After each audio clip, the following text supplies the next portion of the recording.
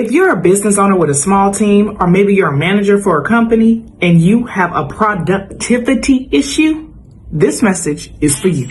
What's up, world? It's your favorite leadership development and communication strategist, LaShow, coming at you with another great tip of the week. Now, most small businesses or managers think that they have a productivity issue when the reality is you have a communication issue, not a productivity issue with your employees. Let's talk. As a leadership development strategist, I have worked with a million companies who often tell me, Chandra, I don't know what to do about our team. Our team is not performing the way they should, or they're not using their hours or being the best managers of their time, and I don't know what I can do or say. And oftentimes when I do trainings, managers and business owners think that I'm going to talk to them about their employees and we're just going to vent.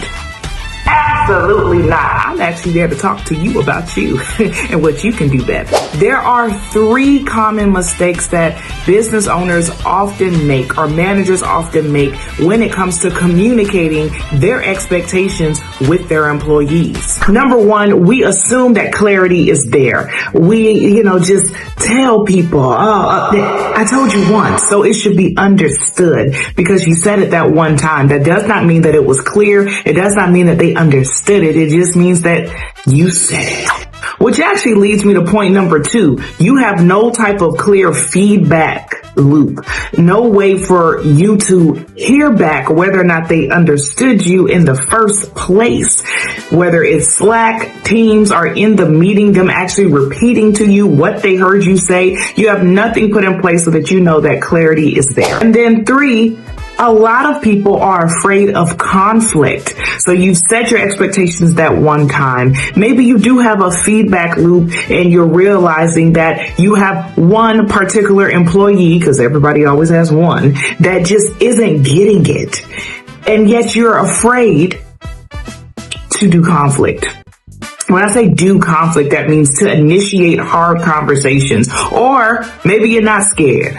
Maybe you're the other side of the spectrum where you're not afraid to initiate conflict, but you don't understand how to properly navigate the conflict, how to speak to your employee or speak to your small team or your team in a manner that's going to get you the results that you want.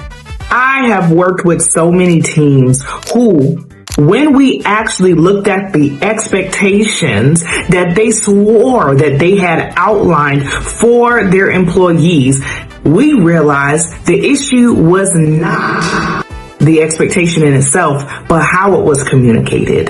The fact that they weren't actively listening to make sure that the people understood it or had some type of open format for questions to be asked. And more than anything, that they weren't addressing issues. They were allowing them to linger and build up. And that, my dear, makes your employees go from productive to going on Indeed.com looking for another job. So if your team is missing the mark, I want you to check those 3 things, because the issue might not be that they don't want to work. They just don't have the clarity and communication to know exactly what is really expected of them and how to do it.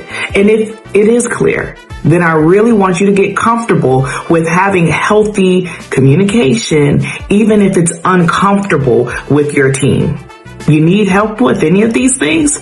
That's what I'm here for. So make sure you book a call, a consultation on how I can work with you one-on-one, or even you with your team on ways to navigate and enhance your productivity through your communication. I'm your girl, LaShow, and I will see you next time.